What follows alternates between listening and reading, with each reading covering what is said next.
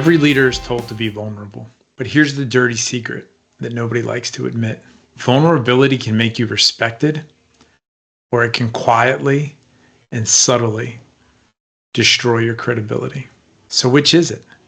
Is vulnerability a strength or a liability? In today's episode, we're going to unpack the part of vulnerability that leadership books don't like to talk about and that most leadership classes won't address.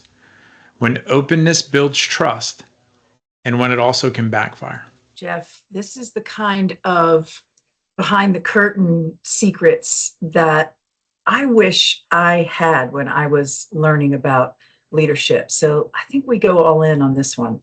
I think so too. I'm pretty excited about it. Guess what? What's that? It's episode 6. I can't believe it. Welcome back to Imperfect, Better After Broken. This is episode 6, and we're going to dive into vulnerability. So Susan, how do you feel about vulnerability as a leader? Wishful that I had my awakening 35 years ago when I first started. The leader I am today is so different from the leader I was trying to be back then. Vulnerability can be a superpower, but you've got to know how to channel it. How about you? It's like salt when you're cooking.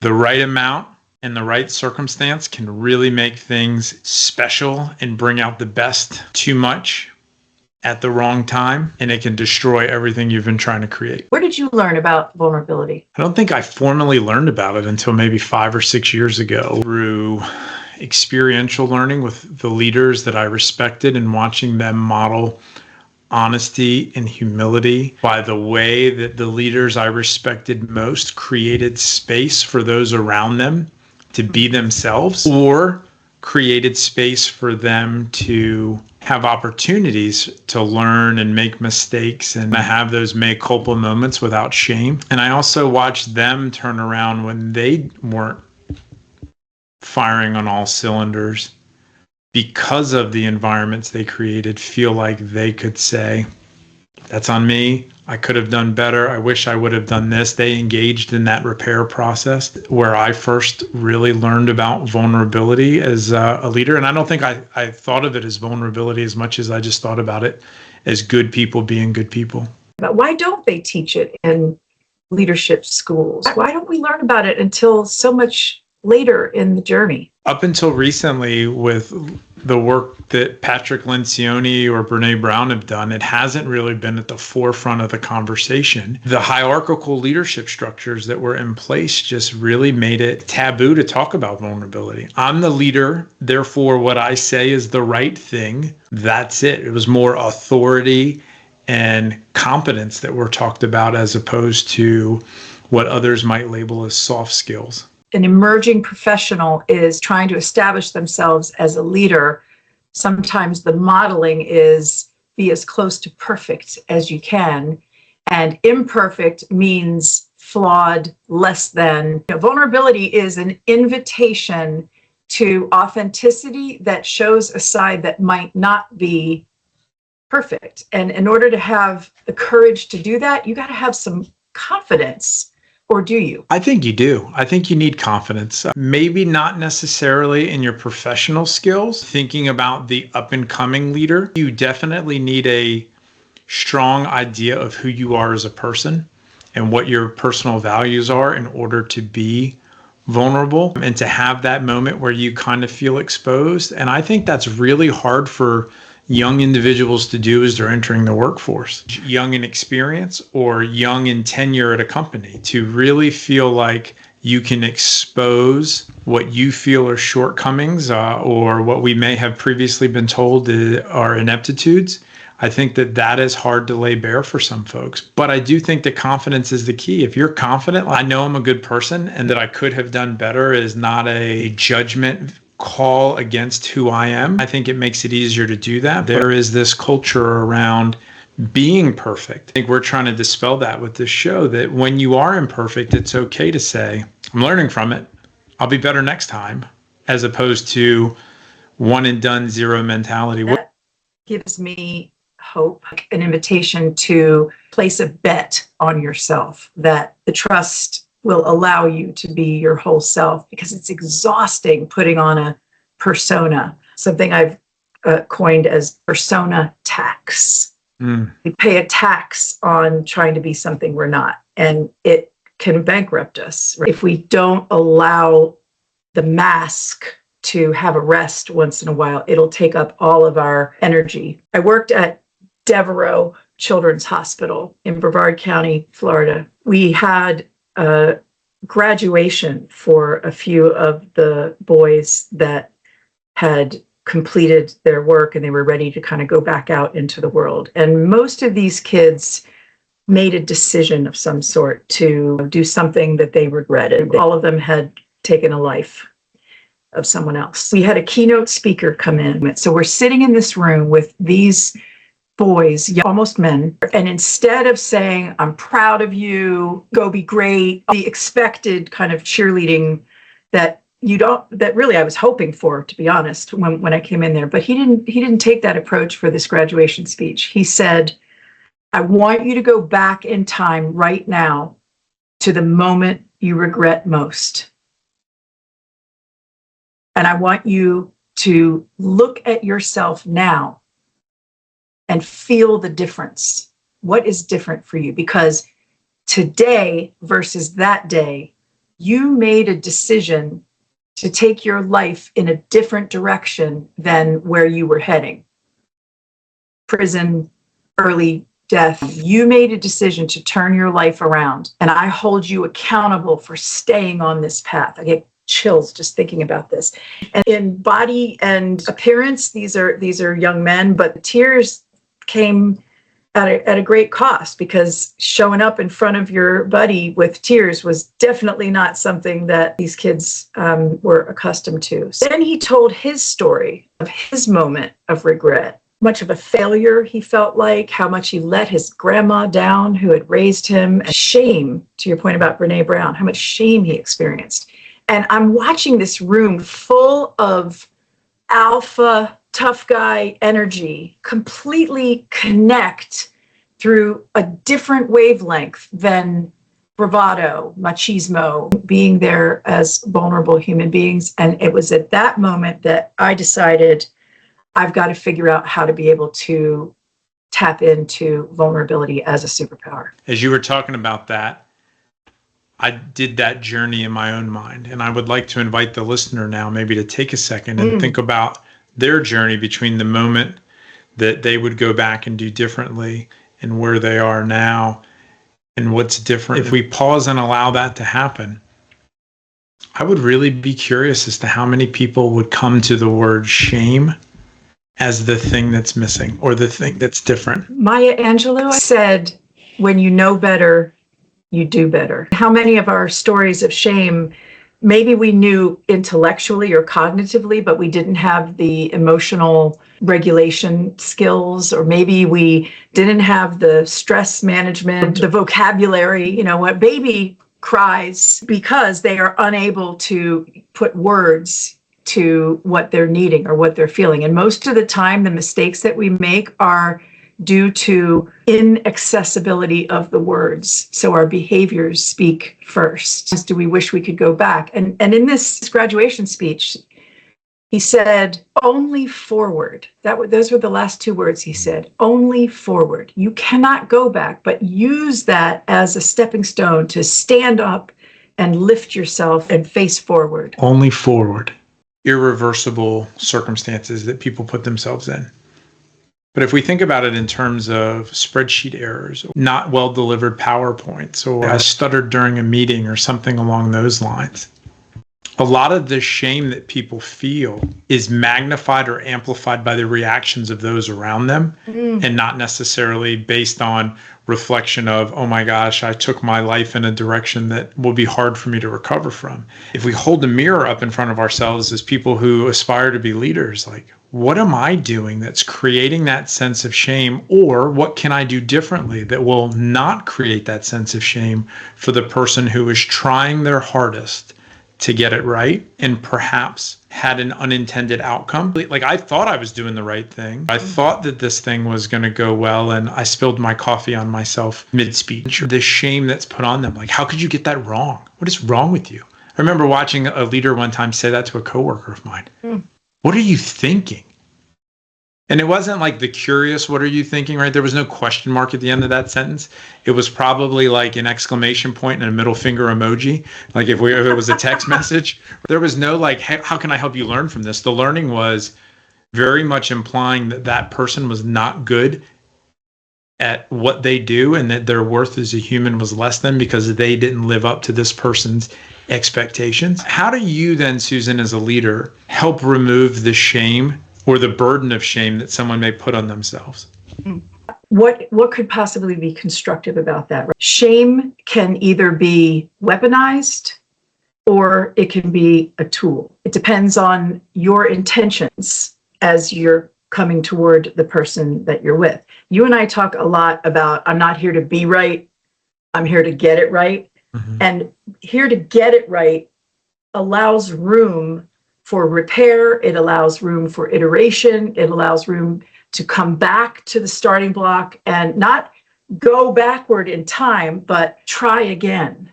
How many of your relationships, dear listener, have some form of, could we start over on that conversation? Could we try again on that date that we were going to go on? When you know better, you do better. And if we don't allow people to do better in a way that is constructive, in other words, if we weaponize shame to belittle someone else, it works to stop a behavior, but it also stops the emotional development or the learning opportunity. Police arrest that they experienced was generally proportional to the emotional development arrest that they had experienced. And was when you have a trauma of some kind and being shamed by a person that is important to you can be a trauma. It doesn't have to be a car accident. Trauma comes in many forms, and trauma tends to also be cumulative over time. It's almost as if time stops in that moment, like a freeze frame, and people subconsciously replay that threat over and over again, and their brain and their body will do anything to avoid that repeat of shame. So part of the healing is to find a way to live in spite of the fact that you are broken. As a leader and as a person who's been led, as a parent and as a child, and thinking about it from both roles, and I think about the times where maybe, and specifically as a parent, where maybe I had those what were you thinking moments. And as you're talking, I'm realizing that was me reacting instead of responding. And we talked about confidence, right? Confidence is where response lives. And reaction is oftentimes where fear lives. And I think that when we are reacting from a place of fear, oh my gosh, what were you thinking? How could you do that? Our fear is releasing itself, almost like a check valve on a pressurized system lifting. And I'm just venting that out. And now it's yours as the recipient to deal with the consequences of that. I feel better, you don't, right? Zero confidence required there. But when I respond with confidence and I can be like, oh my gosh, that is not what we would have liked to have happened. How did we get here? Much more curious question, much more confidence inspiring, steadying hand on the rocking boat, reacting from fear versus we can do this. Even your body language as you were, and your tone, the tone of your voice, the difference in safety that I experienced imagining being the recipient as you know, as a child or as a coworker or someone that is being corrected. So in my favorite business book of all time, The 1 Minute Manager, is praise publicly, correct, reroute, reprimand privately. There is no greater shame than public humiliation. Schadenfreude, which is the term of taking joy in the suffering of others because it makes me feel better. We are vulnerable to focusing on the vulnerabilities of others in order to bolster and protect our own ego. So I believe that the greatest gift we can give to another human being, just like you mentioned, is our attention, is attention in the form of holding space for someone to repair. Because that's when you're at your lowest, when you feel most broken and I wish I knew about kintsugi when I was an emerging leader, that you can be even better after broken. That concept never occurred to me in my 30s, 40s, early 50s. Only in the last maybe 10 years have I embraced damage as a tool for learning and grace. It's almost like inverse generational trauma. When you are shown grace and provided the space to grow and the opportunity to be better after you were broken, there's like that willingness to pay it forward. It's like that scene at the end of Scrooged with Bill Murray, where he's like, it is a good feeling and you just want to give it and give it again. If more people experience that, more people may likely give that, as opposed to when we were coming up in our very different professional settings. The zero defect mentality, at least in my background, was very much like that. That was the thing. Oh, you made a mistake. Sorry, you're done. Like waiting for somebody with the big hook to pull you off stage. It's powerful for us to be able to, you're passing on an opportunity. You're giving somebody a get out of jail free card that they then are going to turn and give to somebody else, but a do-over card. That's what grace is all about. Bring up another pivotal moment in my development. I was teaching an aviation psychology course, Patrick Air Force Base. And we had a number of fighter pilots, crew resource management. So the boom operator on the aircraft, you have a certain number of tasks that you need to execute.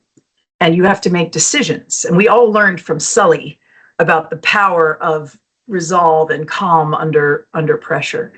In that course, I was so confident, and I'm teaching about the importance of remaining composed in those moments where you have internal stimuli like your own voice or your partner sitting next to you, or external stimuli, literally enemy energy coming your way.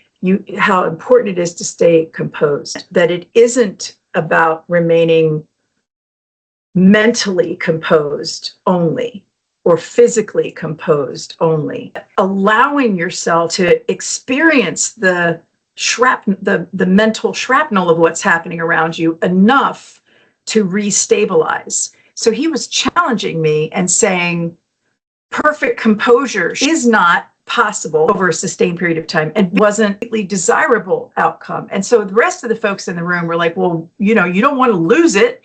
Lives are at stake. And he said, no, you don't want to lose it, but you have to allow for a band of reaction in the moment so that you can respond. Jeff, you teach beautifully about the difference between reaction and response. Reaction is inevitable from a physiological perspective, but response is the choice. That ability to hold space for it to happen, to experience it, and to kind of like the initial shockwave, and then to kind of stabilize out. And that choice then of going from, am I going to just go with the torrent of emotion, or am I going to let that stabilize and balance out? It does remind me of a joke, though. Can I share this joke with you? British naval officers in the time of Admiral Nelson, and there was a story that Nelson supposedly would wear white pants when the ship would pull in and out of port, but before they went into battle, he would change into brown pants.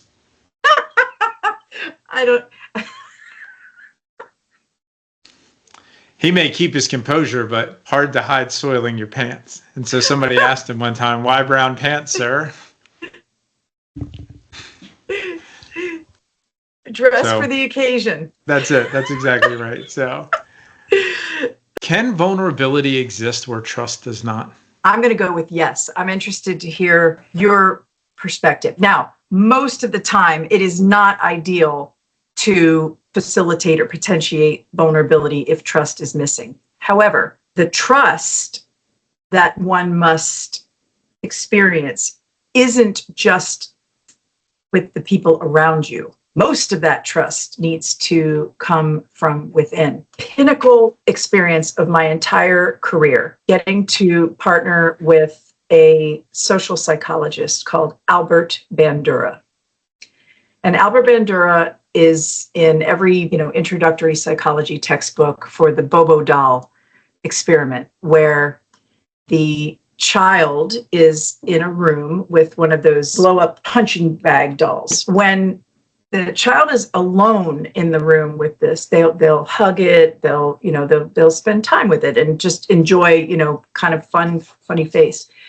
But when the child is exposed to social referencing or social learning, an adult punching the bag and mad at it and like debasing it and a torrent of shame and rage, what does the child learn to do and pick up doing almost immediately? The same behavior. So we tend to exhibit behavior that is modeled for us, which is like a parent's, don't do what I just did, right? Your kid cussing from the back seat with the word that one parent uses instead of the other parent. Yeah, that only daddy uses that word. Yeah, if you watched A Christmas Story and Ralphie's outside, helping dad change the tire and this, oh, fudge. Question you ask about, can vulnerability exist without trust?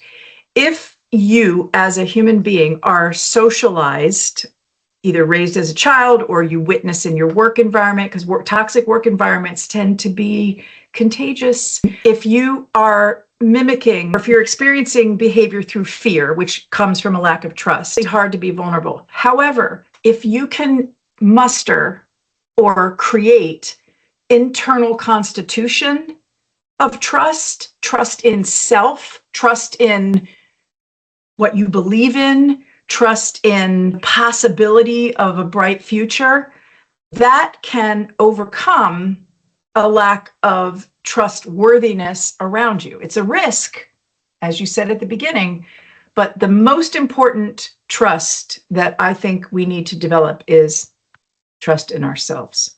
Interesting. I like that perspective.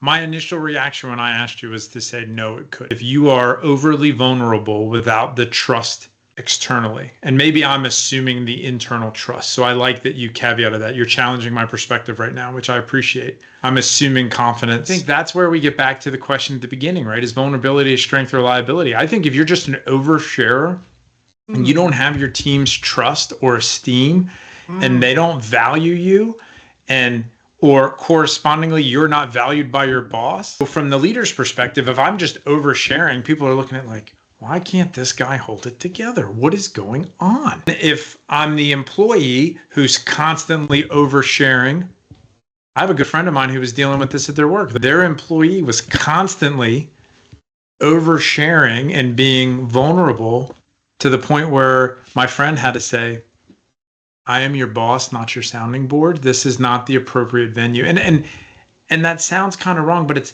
there's a time and a place. This is BS. Like in a meet, like you gotta know your audience. Do you have that relationship? Do you have that trust? Do you have the credibility? Have you created the conditions to where you can share? And what's the fine line, almost like our question we got last week, the fine line between being attuned to conditions that aren't conducive to success? Well, what's the fine line here between sharing and being authentic and blathering? And so I think that that's when you don't have the confidence and esteem of the people around you, then I think you're creating a situation where you become a liability to the team, where it erodes, it makes it harder to be like, well, please, go over there. Social calibration. We learned from Daniel Goleman about emotional intelligence and the importance of self-awareness and self-management or self-regulation, other awareness, relationship awareness, and relationship management. And your unbridled emoter that you're talking about, this just spewing, there's an imbalance of benefit versus damage. Sometimes you have to intervene not only for the good of that person to help them learn self-regulation or self-awareness, self-management, but the short and long-term impact on those around you. But there's a way to do that as a leader. There's a way to help someone learn to self-regulate or have self-awareness. Hard on process, soft on people. We grew up hearing the term soft skills, the hard sciences. I remember hearing that at Penn State during my undergrad and being like, why is psychology a soft science? It's about people. Like, that's the ultimate thing that matters. But anyway, now we no longer need to refer to soft skills. These are power skills. These are human navigation skills that we can develop for ourselves and as leaders to help others develop, that help us navigate well beyond a moment to really think about a relationship and the consequences of emoting.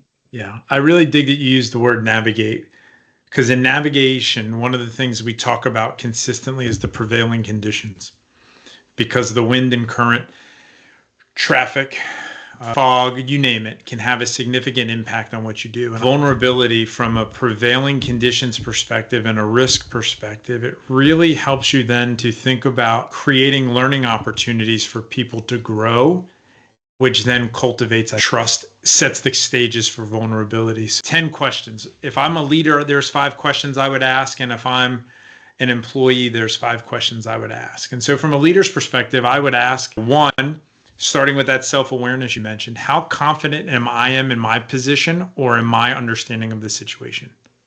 Which then really is going to dictate how quickly I can go from that reaction to response, or how comfortably I'm moving from reaction to response.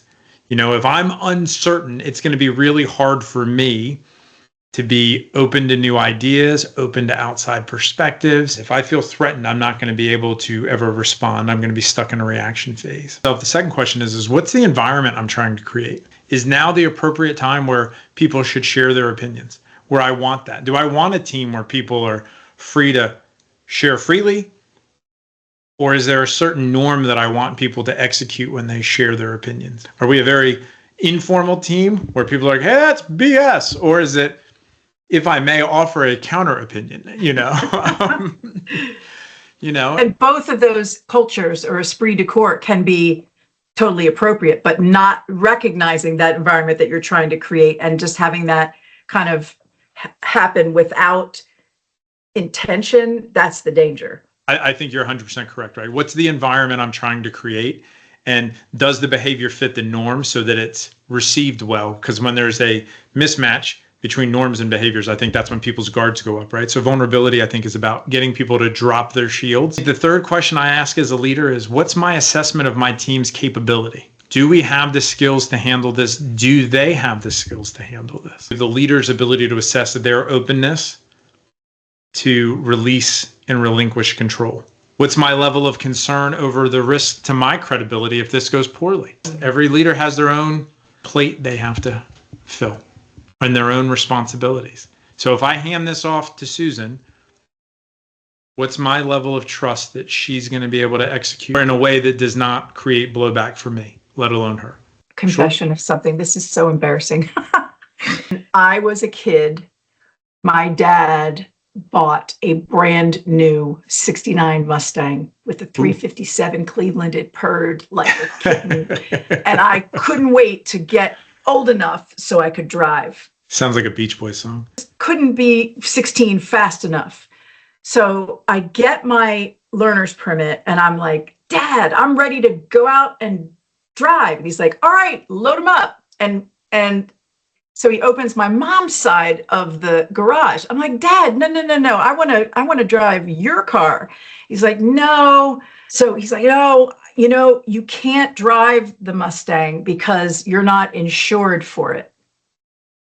At the time, I bought that and I was like, oh, okay, I can't drive it. So we're driving my mom's four-door. And it was, we called it the Itmobile, but it rhymed with something else. So I later learned at a Christmas dinner, he said, I can't believe you believed all those years that you were not that you were not able to drive the Mustang. But thank goodness, because he recognized that in my youth and my enthusiasm, to your question, what is the level of concern over the risk to his credibility? That was low. What is my assessment of my team's capability? This teammate was not ready to drive a rear-wheel drive vehicle in the Northeast winters. So anyway, I was so mad when I found out that I could have been driving it all those years, but actually I understand now that, he didn't feel that I was ready, and good on him, because guess what happened to the Itmobile? Yeah, it had a little incident. Anyway. Event? Yeah. Well, the story you just told goes to the fifth question that I would ask as a leader when I'm making this risk assessment.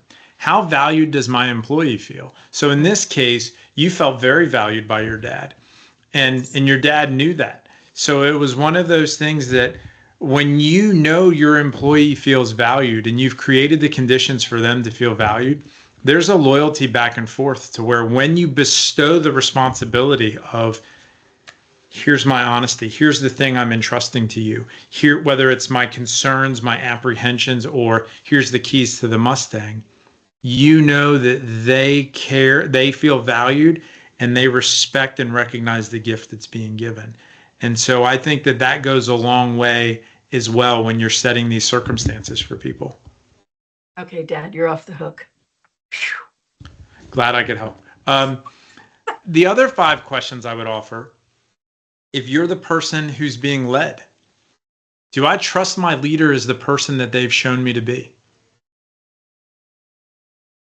That's a big one, Jeff. Human fear. And from cave people times, we have been biologically wired to constantly scan the environment for threats. Keeps us from getting eaten by the lion in the jungle, or being caught off guard. But what happens is we go into overdrive and we assume threats that may or may not be there. So do I trust that my leader is who they have shown me to be? If you have a poor experience with a former leader who mistreated you or didn't trust you, or for whatever reason proved to be disappointing in some way to you, and then you come into your new leader, okay, so now you're the leader for this person, they may extrapolate what they learned, once bitten, twice shy, and assume that you are not, no matter how trustworthy you are. So you have to be able to recognize if someone is slow to trust. They may need a different level of social proof or willingness to trust before that they're going to let you in, metaphorically. Yeah. And I think an erratic leader is the worst leader to work for. I've worked for people who were consistently difficult, consistently kind, but the person who was in the middle, who one day would be really kind, and I'm thinking of one guy in particular. This guy, when he would get mad at me, would take my hat off my head, because on the ships we wore hats.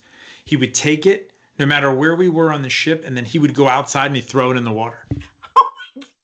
And then the next day he'd call me and be like, "Hey, I'm sorry. I got a little carried away. Why don't we go to lunch? I'll make it up to you." And I'm like, and so the only thing consistent was how inconsistent he was. And so it was, you never knew who you were going to get. How can you possibly let your shields down around that person and be vulnerable? But the person who's consistently hard, I know what to expect. The person who's consistently open, I know what to expect, right? Mm-hmm. They are who they have shown me themselves to be, whereas the person in the middle, I don't know what I'm going to get. It's like Twister. I'm like flicking that little wheel and the dial spinning, which then leads to the second question. Do I trust that they're going to care for my well-being?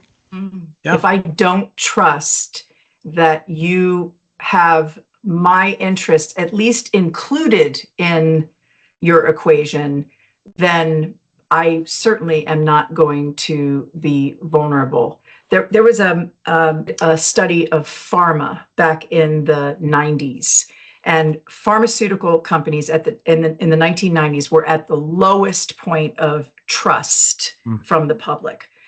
And what Decision Resources Group uncovered is that the reason the public didn't trust pharma isn't because they charged a lot for drugs, isn't because they expected insurance companies to have high levels of reimbursement. It's because they didn't trust that pharmaceutical companies were being forthcoming about what's in it for them. It was only about what's best for the patient, only about providing life-saving medicines. And so many pharma companies woke up to that and said, they started claiming one of our goals is to make X billion dollars. And they, by being transparent about that, Wall Street softened, the public softened. It became much more acceptable that when the companies were upfront about their intentions. So I like number 2. Do I trust that they care for my well-being, or are they not being forthcoming about their own interests? Do I trust that my perspective is welcomed and valued? Hey, how's your day going? Good. Complete mismatch between tone of voice, face, good. Everything's good. You don't really care why, right? That person has made the judgment that my perspective's not welcomed or valued, or that the caring for my well-being is there. Or when you ask a question in a meeting, people have opinions and everyone's just... Fear less the employee who complains than the one who stops complaining. Yeah. Right? Colin Powell famously said, you'll know you have a leadership problem when people stop bringing you their problems. Yes. Do I trust that my perspective is welcomed and valued? And if the answer is no, your people are never going to be vulnerable with you. Which then leads, am I willing to risk engaging with my leader openly? If I'm on the edge, I think they're who I think they are. Maybe they care for me. Maybe my perspective is welcomed and valued. And then we get to this fourth one of, am I willing to risk engaging with my leader openly? Can I have that honest conversation? Are they going to respond, or are they going to react? If you believe that the person is going to respond, then maybe you're willing to take that leap. And I think that ultimately is also driven by the fifth and final question, which is, how valued do I feel? Right? The last question from a leader's perspective is the assessment of how valued does my employee feel? Then the employee has to turn around and answer that same question of, how valued do I feel? Because if I feel valued, I may be able to overcome less than stellar answers to the previous 4 questions, or I may be more willing to risk those things. If I believe that overall my boss generally values me, welcomes my perspective, cares for my well-being, and they do a boneheaded thing and totally miss the mark, forget my birthday, or forget supposed to let me talk at this meeting, but then they end up taking over because they're so enthused. If I generally, contextually feel that overall there is goodness among us, I can be far more elastic with my perspective on something that hurt. Now, not saying something about something that hurt or just letting it go, over time that can accumulate and that will erode trust. That's where grace comes in. If you can recognize, you know what, the boss was super excited. They just came off of a really tough year and they finally got a win. And yeah, I contributed to it and they forgot to mention my name, but every other time they give me credit, I have a lot more room to forgive. So I love that last question. How valued do I feel overall will give a perspective on how much this moment is significant in our relationship. Yeah, and I think it speaks to the need of a leader to be consistent again, right? Am I consistently providing praise? Am I consistently providing reinforcement? Am I creating consistent conditions to where I'm opening the door for somebody to give me grace? If I'm all over the map, there's no grace to be had. Mm-hmm. But if I'm normally a nice person and you caught me at a bad moment, it's easier for you to say, Jeff, that's not you. Are you okay? What's happening? And then to be able to write it off. But I want to challenge your perspective now, Susan. You ready? Okay, bring it. We have a listener from Ohio. Their initials are MM, wrote to us and said, I love being the go-to member of my team, but if I'm being honest, it wears on me. And my reputation as the fixer often isolates me from my team because I don't feel like I can ever not have the answer. How do I close the gap I feel is present between me and my teammates while still scratching my itch to be the standout performer? We all want to feel like we're a go-to person, but to be isolated or alienated because of that and not be able to be vulnerable, That's exhausting.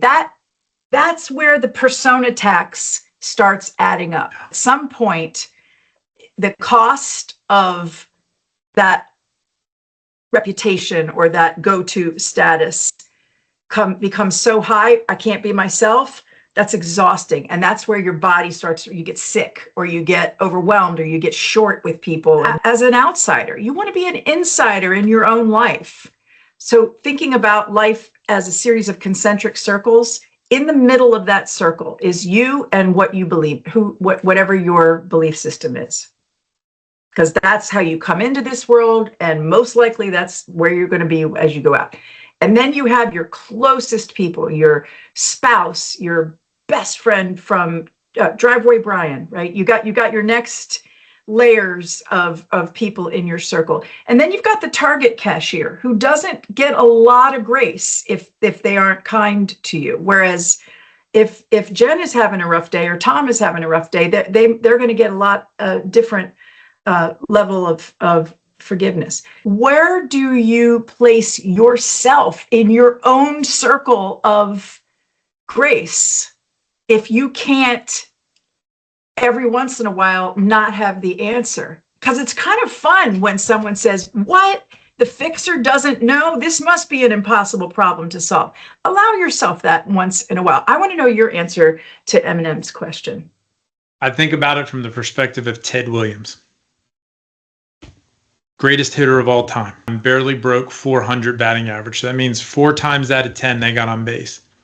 So 6 times out of 10 they did not put the ball in play. And if that's the greatest that ever was there, being able to create the conditions, maybe using those 10 questions, having the ability to ask somebody, what do you recommend? Being able to lean on somebody to be able to say, hey, I know this is supposed to be my area of expertise, but I'm struggling. What do you see? Or having that person who can pick you up. You mentioned my friend Brian. My friend Andy is really good at this. My friend Frank is really good at this. My wife obviously is great at it. But those people who pick you up and give you the grace and help you, or that you can just go to and be like, I don't see it. I don't see the answer. I don't understand how I'm going to get there from here. Or parenting is so hard. What do I do here? Those people that you can just kind of, again, go shields down and just help without feeling like your credibility is eroded, without feeling like there's judgment, without feeling that you're at risk, that you have to develop and build through relationships, and that you just can't expect people to give that to you if you haven't invested in those relationships. If 400 is GOAT, perfection is an election to live in fear, perfectionism. It's an election to live in a state of fear. Perfection is the enemy of the good. Isn't that Winston Churchill? Being aware of the threshold of greatness and allowing room for humanness. You won't find an American Idol winner, a Belmont Stakes winner, a winner in your workplace, a winner of a Nobel Prize who hasn't failed spectacularly.